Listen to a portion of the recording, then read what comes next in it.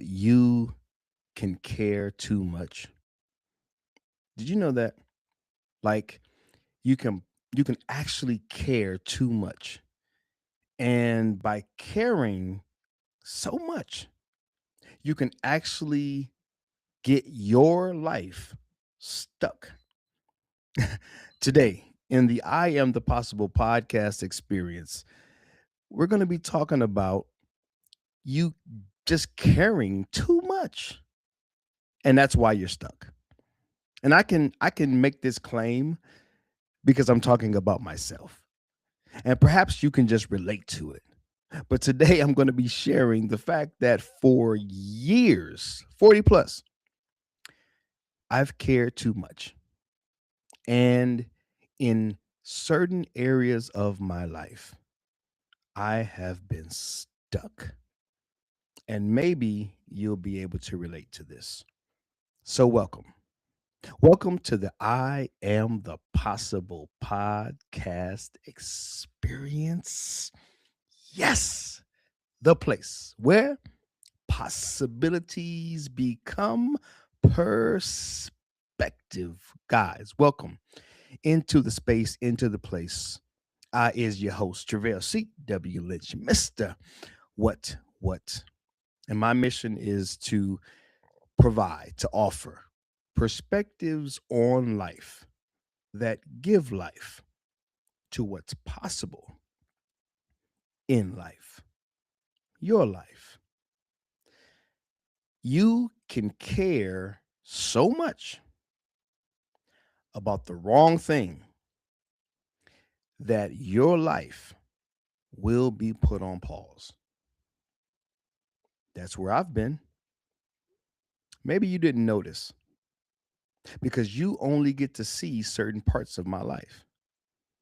But I can promise you, and I'm going to be sharing about that today, that there are areas in my life that have put or that have been put on pause because I've been so consumed with caring about other people's issues. Hmm. The way I like to put it, I've been caring too much about other people's cares. See, the Bible tells us cast your care on Christ because he can carry it. The cross can carry it. The cross um, can bear the weight. But guess what cannot bear the weight? You and I. At least we're not supposed to. We're not even supposed to attempt to. But we often do. So I think somebody out there is going to be able to relate to me today. Here's my scenario. Here's the pain point. You go through life with this intention to want to help, to want to do good in the world. And then that intention becomes unknowingly a desire to save the world. Like you want everybody to do well. You want everyone to thrive and to evolve and to live out their possible. And that's not a bad thing unless you become consumed by it. That's where I've been for the last 40 plus years. Consumed with caring about other people's cares, taking on other people's burdens, taking on other people's lives, weighing myself down with the weight of my perceptions of what other people are thinking, processing, going through, possibly will go through. You know, I'm a very heady person, as I like to say. I'm just an over processor. I just think too much. And that's a part of my makeup. That's a part of my avatar. That's a part of my character. I get that. Because when used right, it's like a superpower. I can do some real good in the world when I use it the right way. But when I use it the way that I've been using it at some points in my life, it can torment me. It can hold me up. It can prevent my progress. And maybe you're that kind of person as well, at least to some degree. Like you find yourself worrying about what worries other people.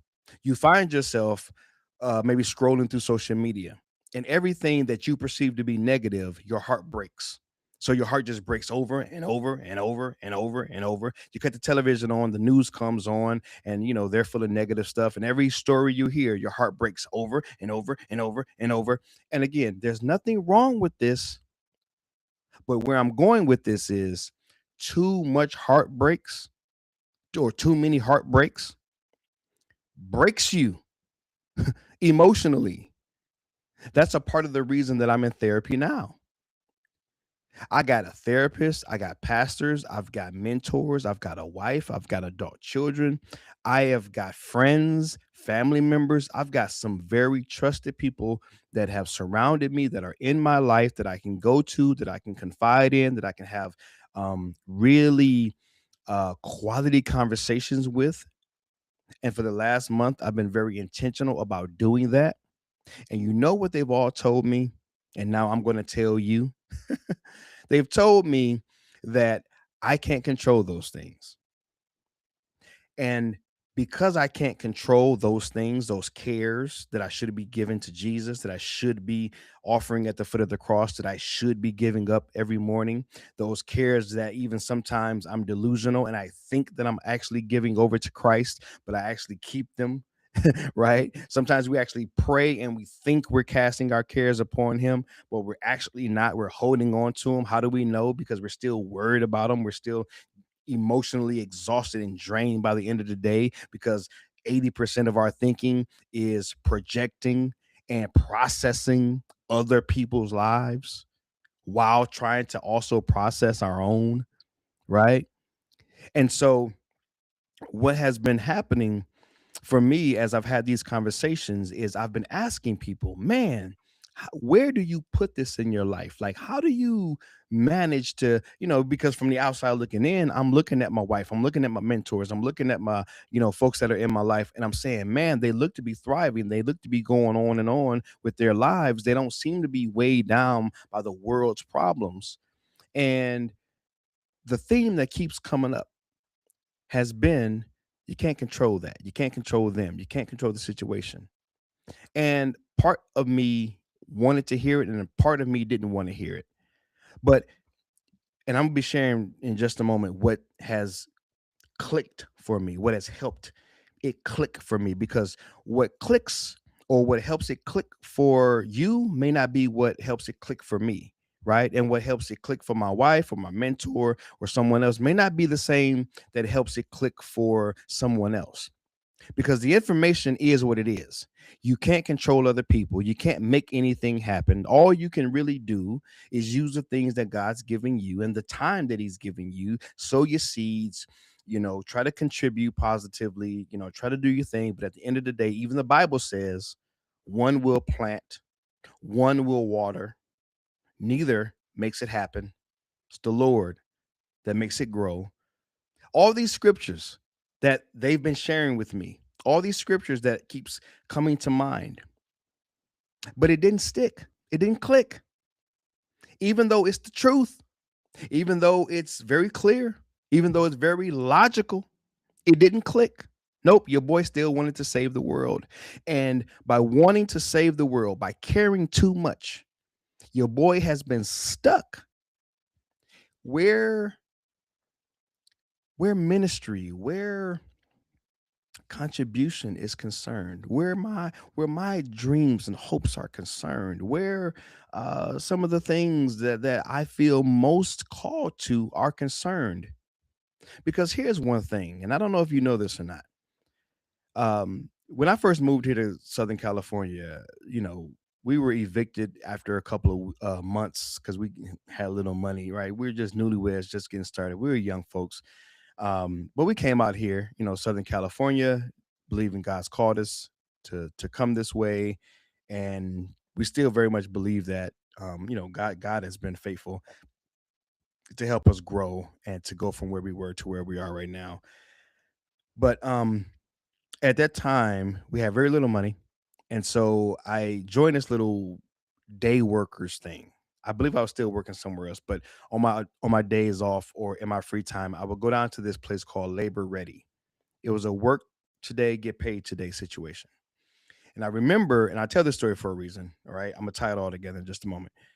Um, I would go out 5 o'clock in the morning, put my name on this little board. Different businesses would call and you go out and work for a day. And then they pay you at the end of the day. Well, there was this one time out in Pasadena. I was working, I forgot what the company was, but I was working in a ditch about the size of a house.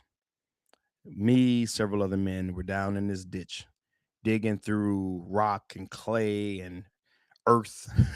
and so, but I remember, and maybe this was just my youth, I don't know, right? But I remember very distinctly um working all day and just being cool with it. Like, okay, I put my day's work in, bet. And then I was like ready for the next day.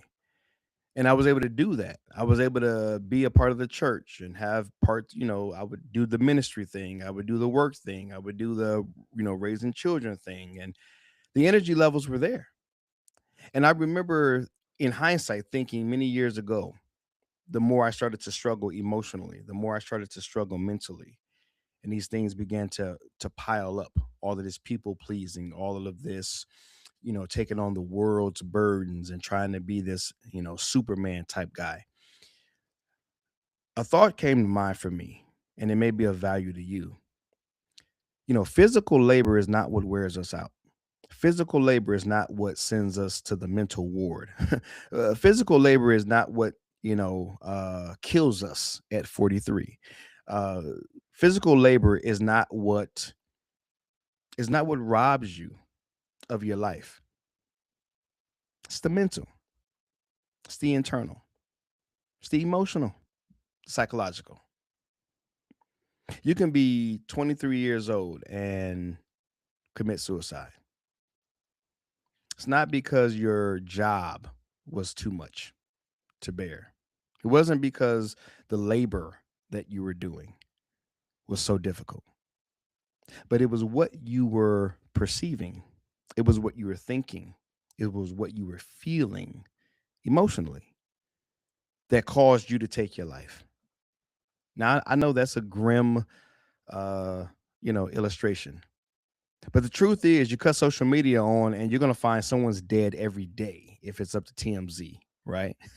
I mean, they are. I heard one comedian even make a joke one time, and it's almost true. It's like it's scary that it's almost true. It says TMZ will discover that you're dead before you know that you're dead. I mean, they are first. I mean, first responders, man. I mean, TMZ is like you don't need no news broadcast at all. Just, you got a TMZ feed. They gonna keep you up to date with who's dying. All right. But my point to that is, and didn't really want to go on that tangent, but my point is that it's not the physical that weighs us down in life.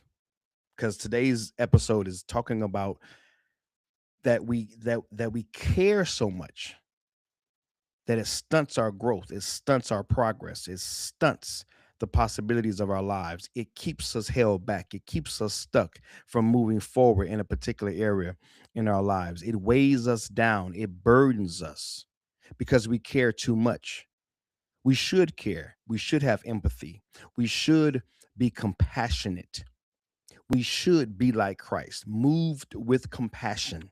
We should have a passion. We should have a fervor. We should care about the state of humanity. We should care about our neighbor. We should love others, right? We should want the best for others. That in and of itself is not a bad thing. It becomes bad, like for me, when it becomes chronic, when you try to control things that you have no business controlling or even attempting to control. And we will fool ourselves. People like me, we will fool ourselves. We will talk ourselves into why it's okay to keep investing emotionally, in investing mentally, psychologically in the lives of other people. We want so bad for everyone to be so good that we lose sight that we're not good. And that's where I've found myself for the last 40 plus years. I'm not doing so good because I want so bad for everyone else to be doing so good. And I won't go into all of the reasons why. I'm working it out with my therapist. That's something that we're still unpacking, that we're still deep diving on. There's a lot in there. But if you find yourself, and this is the point, and I'm going to share something with you in just a moment, but if you find yourself in this position where you're trying to cover every base, trying to show up for everybody, trying to be Superman and some superhero for everybody, I'm going to tell you this, like it's been told to me a million times, but it didn't click until what I'm going to share with you in just a moment. But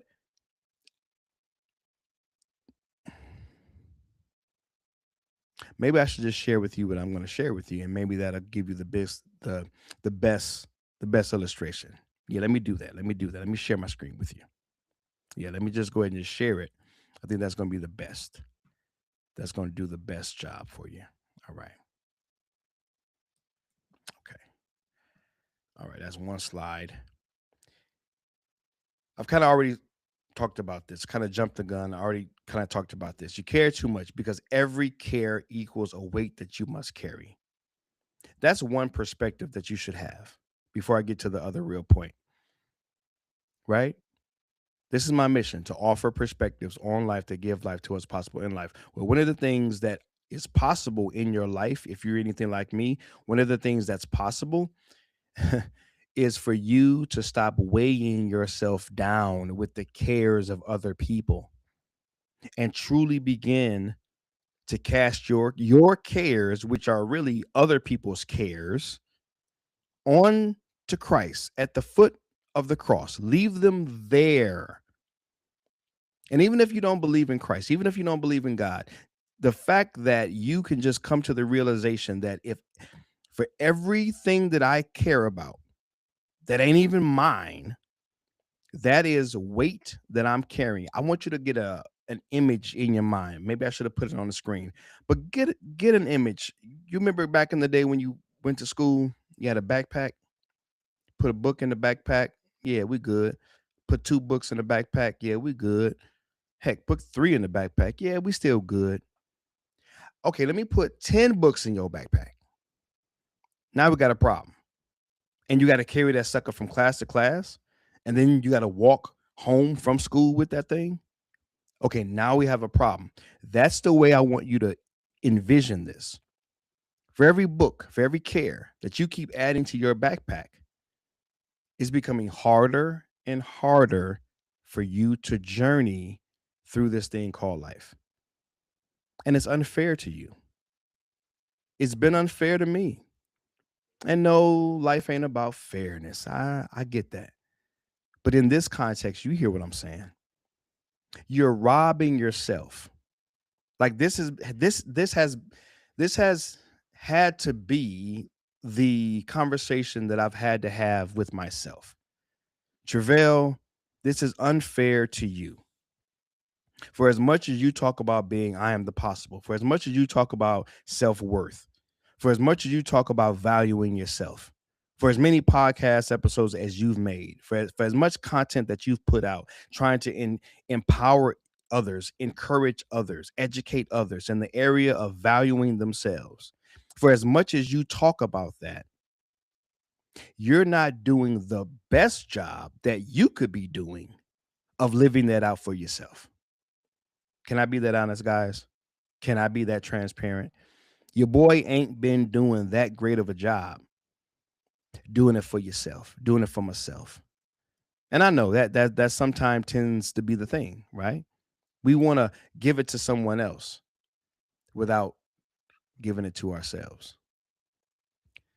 But understanding that for every care that you carry, that is a weight on your shoulders that has no business really being there in this context, in the context of you exhausting yourself wearing yourself down, and getting yourself stuck like quicksand in the muck and the mire of cares and concern for everyone else's issues and problems in the world that you cannot control. I hope and I pray that you hear what I'm saying when I say that. Let me share with you guys what clicked for me because, like I told you earlier, so many people talk to me about not being able to, to control this, and that I had to take care of myself, and that I was just doing too much. Well, check this one out. This one comes from Tony Robbins. Stick with me; it's going to all make sense in just a moment. Your values. I'm the one that put your, okay? Because you got to make it personal. You can't just say values and belief. Like, you got to make it your values and your beliefs, okay? so that you can own the process, right? To some degree, you have to own the process of your own healing. You have to own the process of your own journey. You have to own the process. Not that you X out God and those things, or that you shove away other people and go into some little cave. No, what I'm saying about owning it is when you own it, just like a home, when you own the home, you can change anything about it. The color of it, you can tear down a wall, you can build up some new stuff around it, you can do the landscaping. You ain't got to ask nobody. But when you're renting, everything is a question. Everything is a process. Everything is filling out paperwork. Everything is, check this out, waiting for permission. But when you own it, just like this process, when you own it, you get to give yourself permission to move forward and to see the kind of progress that you desire in your life. So let me read this to you. If I can move my little, move this over here real quick. This is what Tony Robbins says, and it just resonated with me. The two forces that control every thought you think, every emotion you feel, every experience of your life. He says, what are they? Your values and your beliefs. Those two forces literally control every decision you make. Now, let me break this down for you. A part of my value system and a part of my belief system is this: value. I value contributing to the life of other people. I value the human experience. I value progress. My belief. I believe that we were all created to do something quite amazing. I believe we were all created in the image and the likeness of God, who is an awesome God. Thus, we are an awesome creation. I believe that we were all created with a purpose that serves as some sort of service and support system to the success of someone else. I could go on, but I wanted to give you a flavor of my values and my beliefs because I want to share with you what finally clicked for me. I just shared with you my values. I just shared with you my beliefs. This little idea down here, these forces, my values and my beliefs, they're controlling my every thought, right? They're controlling my emotions, right? They're controlling my experience, right? They are literally contributing to controlling the decisions that I make, right? So now you can start to connect the dots and to see how I was able to torment myself for so many years with caring about other people's situations because I value other people so much and I believe in other people so much that I can actually create a narrative in my head because we're all contributions after all, and we're all here to serve and support the success of other people after all. See how I can start to position myself under a burden that says, I have to serve and support your success.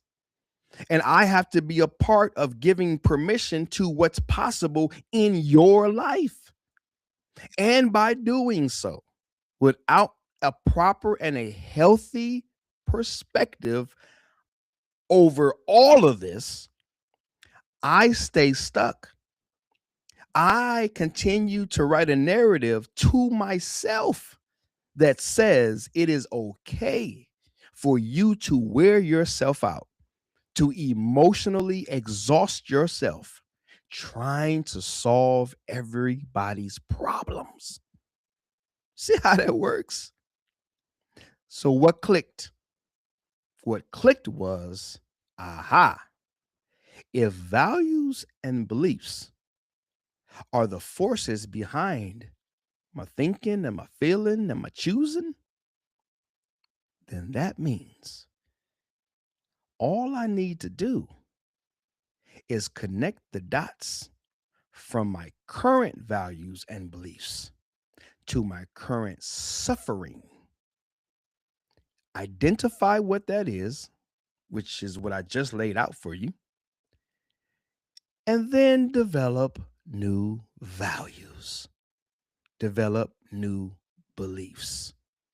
Or in my case, acknowledge current values and current beliefs that counteract the ones that were keeping me stuck.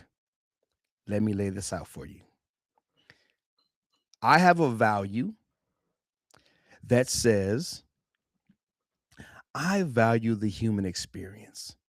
So I want everyone to experience an amazing existence. Now, the former thinking was I have some sort of say, some sort of control, and I need to be heavily emotionally and psychologically invested in ensuring that you enjoy your life's experience. Well, that's a fantasy, and that's gotten me stuck and worn out, and that's not healthy. But what else do I value? I value my own personal peace. I value my own progress. I value effectiveness in the work that I believe God has called me to. So now that I am conscious, I am aware that by me overemphasizing a concern for your concerns and how that has prevented the value I have for my own personal peace, my own personal progress, and my own personal effectiveness to what I believe my creator has called and created me for, it now allows me to give myself permission to back off trying to control your cares and your concerns and ultimately what's controlling you. See how that works? Does that mean that I don't care? Nope. Does that mean, here, let me stop. I think I can stop sharing here. Does that mean, let me go back to my screen, make sure I'm back on my screen. Where's my layout? Give me to my layout. Boom. Okay. I think I've stopped sharing. Okay. Yep. So I should be back to my screen. Does that mean now? Does that mean that I just don't care about anything and about anyone at all? Nope. I still get to care. Yeah. I still get to have passion. Mhm. I still get to be heavily invested in presenting podcast episodes, keynote speeches, Sunday morning sermons, small group facilitations, one-on-one coaching services, right? I can continue to write my next book. I can continue to communicate this message of I am the possible that is aimed at helping to build you up, to edify you, to empower you, to encourage you, right? in believing in yourself and pursuing your possibles and giving yourself permission to be the very best person that you can be, and at the same time recognize and acknowledge that that's as far as I have to take it. You're witnessing in real time breakthrough. We talk about it in church all the time. Breakthrough, deliverance. Hey, you're witnessing it. I'm in real time practicing. I'm in real time connecting the dots. I'm in real time acknowledging and, most importantly, accepting what has been told to me for over 47 years.